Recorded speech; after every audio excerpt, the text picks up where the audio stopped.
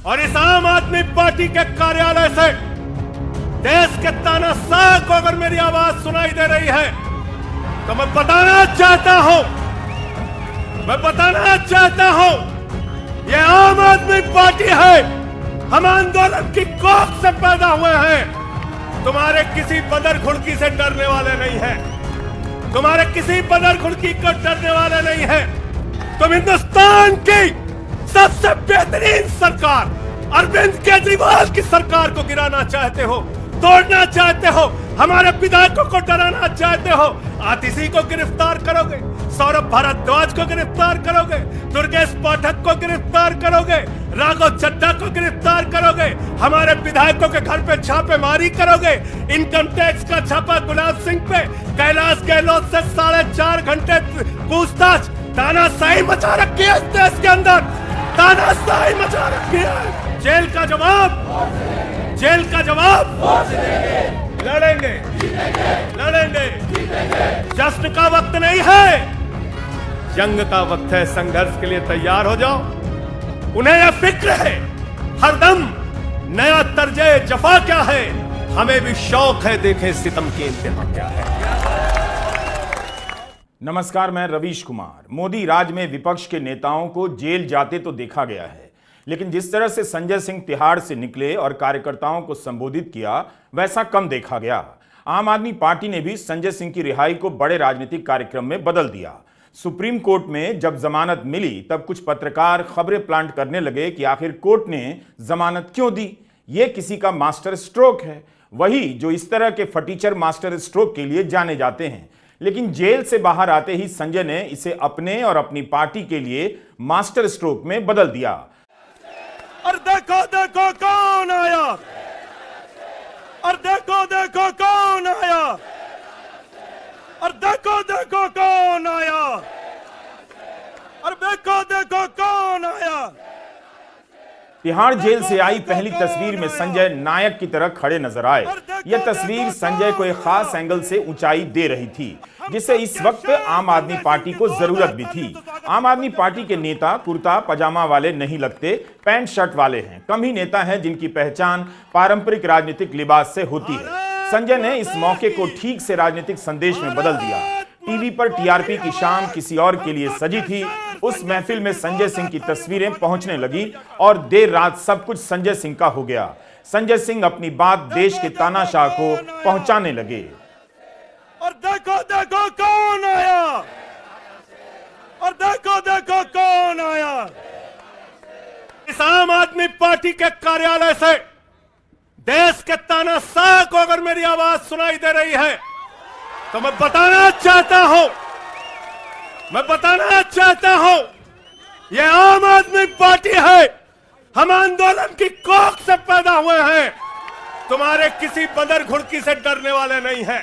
तुम हिंदुस्तान की सबसे बेहतरीन सरकार अरविंद केजरीवाल की सरकार को गिराना चाहते हो, तोड़ना चाहते हो, हमारे विधायकों को डराना चाहते हो। आतिशी को गिरफ्तार करोगे, सौरभ भारद्वाज को गिरफ्तार करोगे, दुर्गेश पाठक को गिरफ्तार करोगे, राघव चड्ढा को गिरफ्तार करोगे, हमारे विधायकों के घर पे छापेमारी करोगे, इनकम टैक्स का छापा गुलाब सिंह पे, कैलाश गहलोत से 4.5 घंटे पूछताछ। तानाशाही मचा रखी है इस देश के अंदर, तानाशाही मचा रखी है। मैं कहना चाहता हूं 6 महीने जेल में रह के आया हूं, 6 महीने जेल में रह के आया हूं। नरेंद्र मोदी जी कान खोलकर सुन लो। आम आदमी पार्टी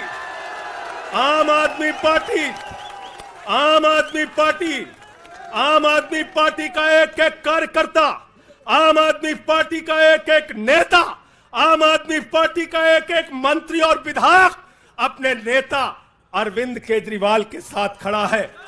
अरविंद केजरीवाल के साथ खड़ा है, दिल्ली के मुख्यमंत्री के साथ खड़ा है।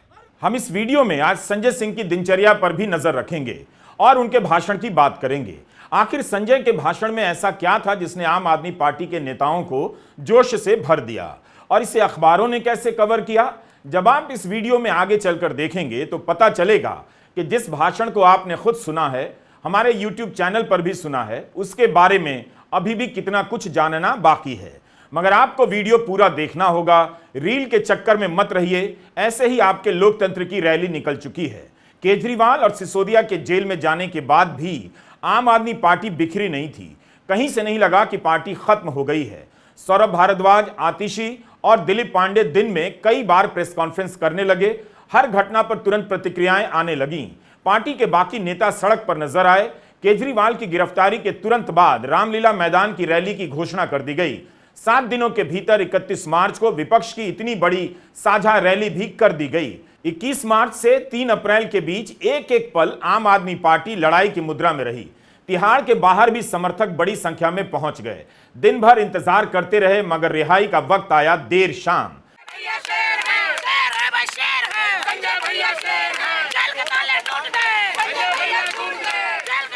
यह पोस्टर कार्यकर्ताओं के उस विश्वास को बयां कर रहा था कि संजय भैया झुकेंगे नहीं। जिस दौर में न जाने कितने नेता ईडी के डर से कांपते हुए बीजेपी में भाग लिए, उस दौर में इन कार्यकर्ताओं को इतना भरोसा है कि संजय सिंह झुकने वाले नहीं हैं। इंतजार में शाम रात में बदलने लगी और तभी संजय सिंह बाहर आते हैं। सुरक्षा कर्मियों से घिरे हुए कार्यकर्ता उन तक पहुंचने की कोशिश करते हैं। धक्का मुक्की के बीच कार्यकर्ता संजय सिंह को खींचकर कार के ऊपर चढ़ा देते हैं। और यह तस्वीर उसी समय की है जो 3 अप्रैल की रात ट्विटर पर दौड़ने लगी। 4 अप्रैल की सुबह के अखबार मैनेज से लगे।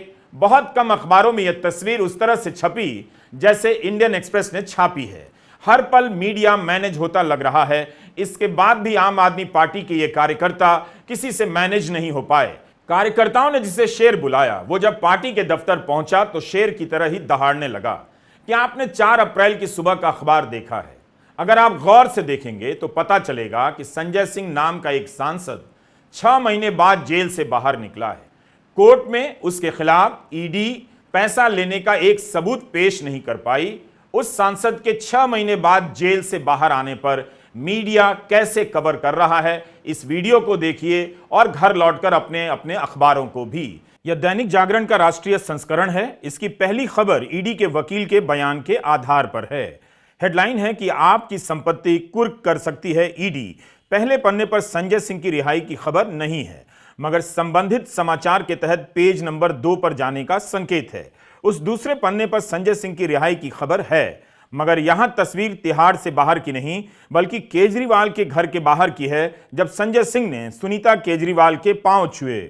अखबार के कुछ स्थानीय संस्करणों में यह फोटो तीसरे पन्ने पर छपी है। अब हमारा सवाल है, मान लीजिए आप संपादक हैं, आपके सामने यह तस्वीर है जिसमें संजय पांव छू रहे हैं और यह तस्वीर जिसमें संजय जेल से बाहर आते हुए ललकार रहे हैं। आप किस तस्वीर का चयन करेंगे? आप तय कीजिए कि दोनों तस्वीरों में से कौन सबसे प्रभावशाली है और आप किसे अपने अखबार में पहले पन्ने पर छापना चाहेंगे। यह इंडियन एक्सप्रेस है 4 अप्रैल का ही, जिसमें संजय सिंह कार पर चढ़े ललकार रहे हैं। उनकी उंगलियों और उनके चेहरे का भाव देखिए। अगर कोई फोटोग्राफर जेल के बाहर कई घंटे से किसी नेता का इंतजार कर रहा है तो वो ऐसा ही फोटो चाहेगा और कोई भी सजग फोटो संपादक पहले पन्ने के लिए इसी का चुनाव करेगा, जो इंडियन एक्सप्रेस ने किया है। क्या जागरण के पास यहां की तस्वीर नहीं होगी? यह तो जागरण बता सकता है। एक्सप्रेस अंग्रेजी का अखबार है, लेकिन हेडलाइन हिंदी में बोल रही है। एक्सप्रेस और जागरण का पहला पन्ना कितना अलग लगता है। अब यह अमर उजाला है, हिंदी का एक और अखबार, 4 अप्रैल का ही। इसकी पहली हेडलाइन भी वही है जो दैनिक जागरण की है। हेडलाइन की भाषा तो अलग है, लेकिन ईडी के वकील के आधार पर ही खबर लिखी गई है कि ईडी का दावा है कि केजरीवाल के खिलाफ लेन देन के पुख्ता सबूत हैं। अमर उजाला में पहले पन्ने पर किनारे में जेल से बाहर आते हुए संजय सिंह की फोटो छपी है और उनकी रिहाई की खबर भी है, मगर संक्षिप्त रूप में। इंडियन एक्सप्रेस की तरह इस अखबार ने बोल्ड पिक्चर और बड़ी हेडलाइन नहीं लगाई है। गाजियाबाद के इसके स्थानीय संस्करण में पहले पन्ने पर संजय सिंह की अलग फोटो है, लेकिन यह भी कोई बोल्ड फोटो नहीं है। स्थानीय संस्करण के दूसरे पन्ने पर संजय सिंह की क्लोजअप फोटो लगाई गई है और उनके भाषण की कुछ पंक्तियां भी रिपोर्ट हुई हैं। राष्ट्रीय संस्करण के दूसरे नंबर के पेज पर जागरण से बेहतर तस्वीर है, मगर आप देखिए तो यह खबर दूसरे पेज पर भी किनारे लगी है। संजय सिंह के बगल में बड़ी जगह ईडी के बयान को दी गई है, जो पहले पन्ने पर और पहली खबर के रूप में दी जा चुकी है। तो इस तरह आप दैनिक जागरण, अमर उजाला और इंडियन एक्सप्रेस में एक ही घटना की खबरों को जब एक साथ देखते हैं तो आपको वो दिखता है जो नहीं दिखाया जाता। हमने केवल 3 ही अखबार देखे, बाकी आप देख लीजिएगा। इसका ध्यान रखिएगा कि हर अखबार का संपादकीय विवेक अलग होता है और खबरों के चयन का तरीका भी। विपक्ष इसी तरह से पहले पन्ने से विस्थापित होता रहा है। अगर मैं कह दूं कि आपको हिंदी का अखबार पढ़ना नहीं आता तो आप नाराज हो जाएंगे, लेकिन यह बात सही है कि बहुत से पाठकों को अखबार पढ़ना नहीं आता है, इसलिए अखबार आपको कुछ भी पढ़ाकर निकल जाते हैं। संजय सिंह को जब जमानत मिली तभी से खबरें प्लांट होने लगी, कानाफूसी के जरिए भी पहुंचाई जाने लगी कि संजय सिंह के साथ कुछ सेटिंग हुई होगी। इसी सेटिंग के तहत सिसोदिया को भी निकाला जाएगा, फिर आप में सत्ता परिवर्तन होगा जो मास्टर स्ट्रोक वाले बाबा के हिसाब से होगा। मतलब हद ही है, जेल भेजो तब भी इनका मास्टर स्ट्रोक, जेल से बाहर कोई आए तब भी इन्हीं की मर्जी और मास्टर स्ट्रोक। इस तरह से ये लोग माहौल बनाते हैं जैसे संजय सिंह तिहाड़ से निकलकर सीधे बीजेपी में शामिल होने जा रहे थे।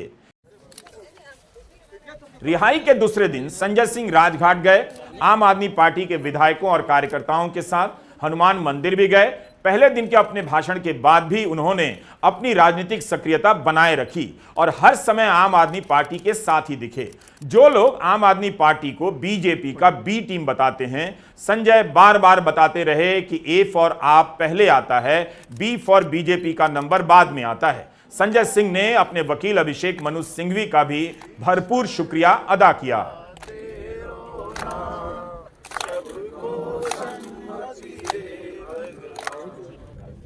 हम लोगों ने गांधी जी की समाधि पर यह प्रार्थना किया कि हे प्रभु, हे राष्ट्रपिता जी, आप जहां कहीं भी हैं, इस सरकार को भी सन्मति दें, इस सरकार को भी सद्बुद्धि दें कि वो इस देश के लोगों की आजादी के साथ, स्वतंत्रता के साथ, लोकतंत्र के साथ, संविधान के साथ खिलवाड़ करना बंद करें।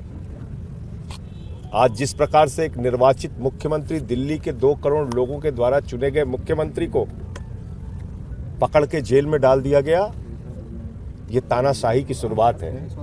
एक निर्वाचित मुख्यमंत्री को झारखंड में जेल में डाल दिया गया और पता नहीं कितने विपक्षी मुख्यमंत्रियों के लोग पकड़ पकड़ के जेल में डालने की तैयारी कर रहे हैं। ये इस देश के लोकतंत्र और संविधान के लिए बहुत बड़ा खतरा है। संजय सिंह के भाषण में कहीं से ऐसा कुछ नहीं था जिससे लगे कि उसमें बीजेपी के लिए कोई रियायत है।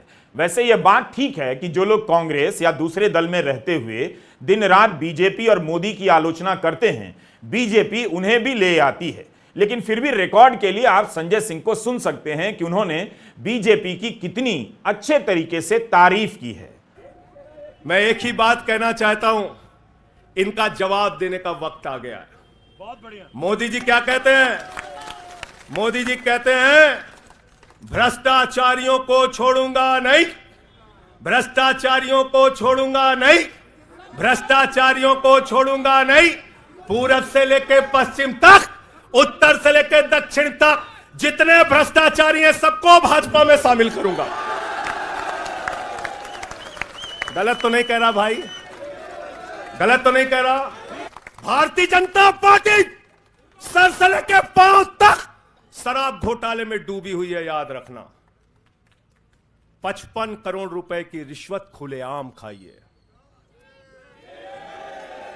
किससे खाई है?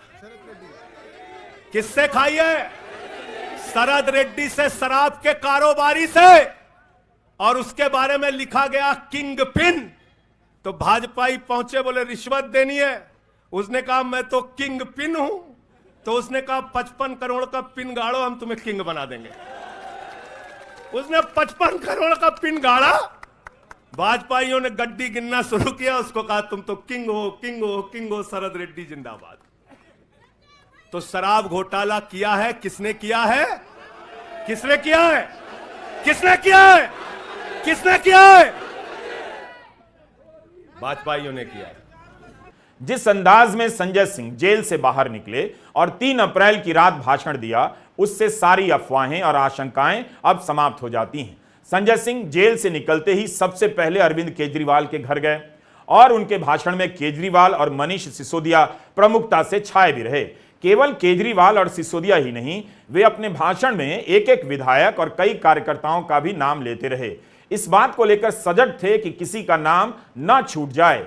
जेल से बाहर आते ही संजय पहले केजरीवाल के घर गए और आज सुबह मनीष सिसोदिया के घर गए, उनकी पत्नी के पांव छुए। यह सब बता रहा है कि जेल के भीतर रहने के बाद भी पार्टी के नेता एक दूसरे से भावनात्मक रूप से जुड़े रहे। ईडी पर आरोप लगता है कि वह विपक्ष की पार्टी तोड़ने और पार्टी से नेताओं को भगाकर बीजेपी में लाने का काम करती है, लेकिन इधर आम आदमी पार्टी में कुछ और दिख रहा था। इस आम आदमी पार्टी को अपना परिवार मानते हैं हम लोग। ये हमारे लिए परिवार है, परिवार। और इसलिए जेल से छूटा तो अपने परिवार से मिलने बाद में गया, पहले अरविंद केजरीवाल जी के भाभी के पास गया मिलने के लिए।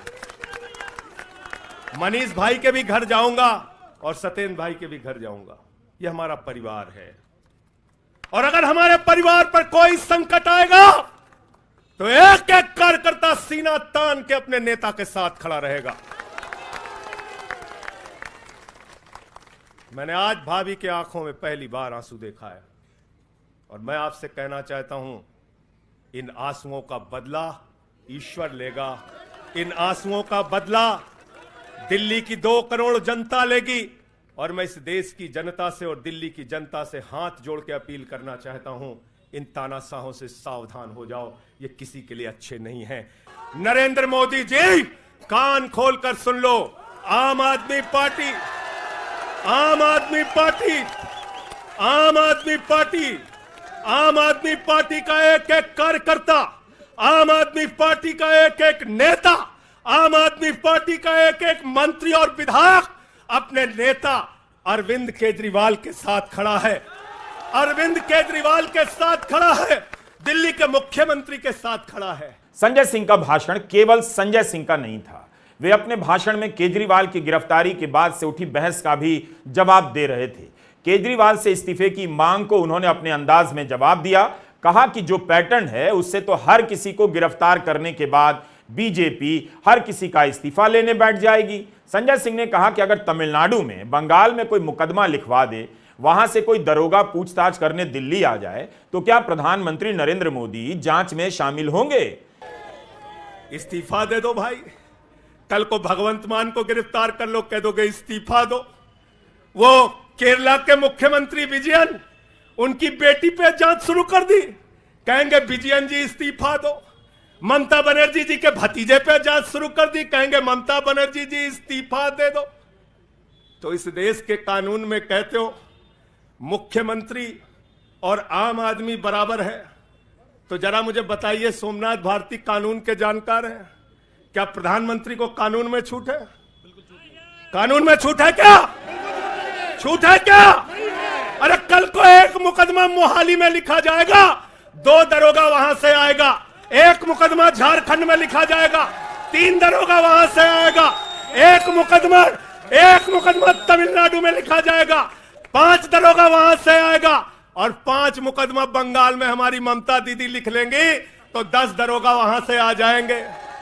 10 दरोगा आ जाएंगे और मोहाली और रोपड़ वाला दरोगा आएगा, कहेगा नरेंद्र मोदी जी घर पे हैं।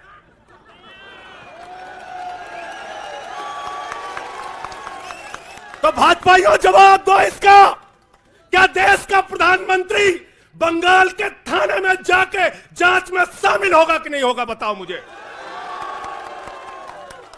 जवाब दो इसका। क्या वह शामिल होगा तमिलनाडु की जांच में? क्या वह जांच में शामिल होगा पंजाब के अंदर?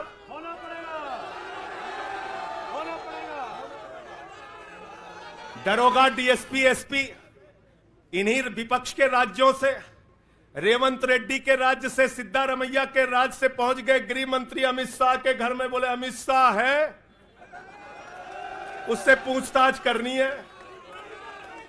कहेंगे हम तो गृह मंत्री है। बोलो गृह मंत्री तो सब समान है। इसलिए भाजपाइयों, ये नौटंकी हमारे साथ मत खेलो। तुम्हारी सारी चालबाजियों को हम लोग समझते हैं। अरविंद केजरीवाल बिल्कुल इस्तीफा नहीं देंगे और दिल्ली की 2 करोड़ जनता के लिए काम करेंगे। दिल्ली की 2 करोड़ जनता के लिए काम करेंगे। 181 दिनों की जेल के बाद कोई भी तल्ख हो सकता था, लेकिन संजय सिंह राजनेता बने रहे। वे जेल में बिताए अपने दिनों का रोना नहीं रोए। प्रधानमंत्री मोदी की तरह गिनकर उन्होंने नहीं बताया कि 140 गालियां दी गई हैं या गालियों की संख्या 142 है। संजय ने इस तरह की कोई बात नहीं की कि जेल में जो रोटियां मिली वो जली हुई थीं या सुपर क्वालिटी की थीं। लेकिन इन 181 दिनों में, इन 181-82 दिनों में मैं बड़ा परेशान हुआ, एक चीज सोच के, जेल के कष्ट से नहीं। याद रखना, जेल तो मैं भाजपाइयों से कहता हूं, जेल और ये लाठी, ये मुकदमे का डर, ये बंदर घुड़की किसी और को दिखाना, आम आदमी पार्टी वालों को। ईडी की गिरफ्तारी के बाद झारखंड के पूर्व मुख्यमंत्री हेमंत सोरेन ने भी विधानसभा में संयमित और जोरदार भाषण दिया। सरकार जाने के बाद तेजस्वी यादव ने भी अच्छा भाषण दिया, लेकिन संजय सिंह का भाषण सुनकर लगा कि जेल में वे इसी दिन के लिए अपना भाषण लिखते रहे होंगे। बहुत सारे नारे भी लिखकर लाए थे। 3 अप्रैल को इंडियन एक्सप्रेस में खबर छपी थी कि किस तरह विपक्ष के 25 बड़े नेताओं के खिलाफ ईडी, सीबीआई, आईटी कार्रवाई करती है। वे बीजेपी में आते हैं और कार्रवाई ठंडे बस्ते में डाल दी जाती है। लगता है संजय सिंह सुबह का यह अखबार भी पढ़कर आए थे। संजय ने भी अपने भाषण में बीजेपी के घोटालों की पूरी लिस्ट पढ़ डाली और उन सब का नाम लिया जिन पर बीजेपी ने भ्रष्टाचार के आरोप लगाए। वे अब बीजेपी में पदाधिकारी बन गए हैं। कहते भ्रष्टाचारियों को नहीं छोड़ूंगा, एक एक भ्रष्टाचारी को शामिल करूंगा। मुझे आतिशी जी भाजपा के कार्यकर्ताओं में बड़ी दया आती है। सौरभ भाई, बहुत दया आती है। बेचारे आसाम में तैयार हुए, वाटर घोटाला, वाटर घोटाला, वाटर घोटाला, बुकलेट तैयार की, लाठी से उसको 6 महीने तक बांटा कि यह हेमंत बिस्व शर्मा का भ्रष्टाचार है, हेमंत बिस्व शर्मा का भ्रष्टाचार है। लाठी खाए, जेल में गए। गोपाल राय जी, क्या हुआ उसके बाद? क्या हुआ? कार्यकर्ता जुलूस निकाल रहा था, मोदी जी हेमंत बिस्व शर्मा को गले लगा रहे थे, गले लगा रहे थे। वो रोने लगा, उसने कहा अरे इसने तो वाटर घोटाला किया है। बोले कुछ नहीं, अब हमारा भाई है। उसको मुख्यमंत्री बना दिया, उसको मुख्यमंत्री बना दिया। उसके बाद कहने लगे अजीत पवार ने 70,000 करोड़ का घोटाला किया है। चक्की पिसिंग पिसिंग पिसिंग पिसिंग पिसिंग पिसिंग। सारे भाजपाई कार्यकर्ता लग गए बेचारे, कहने लगे मोदी जी कह रहे पिसिंग तो पिसिंग करेगा। अब वो सब कार्यकर्ता बेचारे नारा लगा रहे थे पिसिंग पिसिंग पिसिंग, तब तक पता चला उसको भी गले लगा लिया। पिसिंग पिसिंग की जगह कहने लगे मिक्सिंग मिक्सिंग मिक्सिंग मिक्सिंग। फिर कहने लगे हसन मुशर्रफ चीनी घोटाला किया है 100 करोड़ का। फिर कहने लगे छगन भुजबल ने महाराष्ट्र सदन का घोटाला किया है। और तो और ये भाजपाइयों, इनको शर्म नहीं आती, कहते राष्ट्रवादी हैं, कह रहे थे आदर्श घोटाला किया है, हमारे जवानों का पैसा खाया है, ये किया है, वो किया है। आदर्श घोटाले के खिलाफ भाजपा का कार्यकर्ता लाठी खा रहा था। आदर्श घोटाले वाले मुख्यमंत्री को उठा के राज्यसभा में भेज दिया भाजपाइयों ने। भाजपाइयों ने अशोक चौहान को भेज दिया। वहां गए, कहने लगे शारदा स्कैम किया, नारदा स्कैम किया। मुकुल राय शुभेंदु अधिकारी को भाजपा में शामिल कर लिया। तो मैंने भाजपाइयों के लिए नारा बनाया है, जो जितना बड़ा भ्रष्टाचारी वो उतना बड़ा पदाधिकारी। जो जितना बड़ा भ्रष्टाचारी वो उतना बड़ा पदाधिकारी। भाजपा का पदाधिकारी, भाजपा का पदाधिकारी। मैं भाजपाइयों के लिए मैंने बोला, गोपाल भाई, भाजपाइयों के लिए नारा बनाया स्पेशली। जेल में खाली थे, कुछ तो काम करना था। जो जितना बड़ा भ्रष्टाचारी वो उतना बड़ा पदाधिकारी। संजय सिंह के जेल जाने से अडानी पर प्रेस कॉन्फ्रेंस करीब करीब बंद ही हो गई। वे विपक्ष के उन नेताओं में से थे जिन्होंने संसद के भीतर और बाहर लगातार अडानी मामले का मुद्दा उठाया।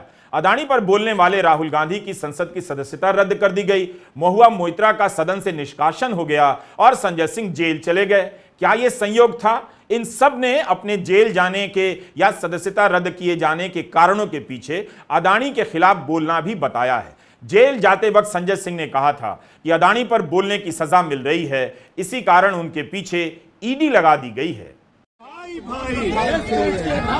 मोदी अडानी भाई भाई, मोदी अडानी भाई भाई, मोदी अडानी भाई भाई। हूं कि मैं अडानी के घोटाले को खोलने में लगा हूं। अडानी के घोटाले को खोलने का काम जारी रखूंगा। आप लोगों के माध्यम से नरेंद्र मोदी जी तक अगर मेरी बात पहुंच रही हो तो मोदी जी कान खोलकर सुन लीजिए। अपने चेले अडानी को भी बता दीजिए, उसको भी बोलिए कान खोलकर सुन ले। अपनी पूरी की पूरी भारतीय जनता पार्टी और सारी जांच एजेंसियों को बता दीजिए, सब लोग कान खोल के सुन लीजिए। अडानी के घोटाले पर पूरे देश में आपको बेनकाब करूंगा। आपने महाघोटाला किया है, उसके बदले में आप और आपकी पार्टी और आपकी जांच एजेंसियां मुझे फांसी पे चढ़ाना चाहें तो चढ़ा दें, उसकी कोई चिंता नहीं है। और जहां तक मेरे अपने जीवन का सवाल है, पूरी ईमानदारी के साथ पूरा जीवन जिया हूं। आकाश से लेकर पाताल तक जांच कराओ, जितनी हिम्मत और जितनी एजेंसियां हैं तुम्हारी जांच कराओ। कुछ भी अगर मिल जाए तो भ्रष्टाचार के मामले में जो सजा लिखी हो उससे 10 गुना ज्यादा सजा दो, मैं कह रहा हूं। लेकिन अडानी के घोटाले पर छोड़ूंगा नहीं। संजय सिंह के बाहर आते ही आम आदमी पार्टी को एक नेता मिल गया है। केजरीवाल और सिसोदिया के जेल में जाने से जो खालीपन आया था उसे संजय सिंह ने एक भाषण से भर दिया। संजय सिंह के भाषण में तैयारी भी नजर आ रही थी। उन्होंने कानूनी पहलुओं का भी ध्यान रखा और कहा, अपने केस पर तो नहीं बोल सकते, जमानत की शर्तें ऐसी हैं, मगर सिसोदिया और केजरीवाल के केस पर बोल सकता हूं। जमानत की शर्तों के अनुसार संजय दिल्ली से बाहर नहीं जा सकते हैं, लेकिन दिल्ली में ही बोलकर अपनी बात देश भर में पहुंचा सकते हैं। अखबार उठाइए तो लगता है विपक्ष की सारी रैलियां ईडी के आसपास हो रही हैं। इस चुनाव में मोदी से ज्यादा ईडी की बात होने लगी है। मार्च का महीना बीत गया, अप्रैल के 4 दिन बीत गए। देश की जनता को जानने का वक्त ही नहीं मिला कि 10 साल में क्या हुआ। बीजेपी 2047 की बात करने लगी है ताकि पता ही नहीं चले कि पिछले 10 साल में क्या हुआ।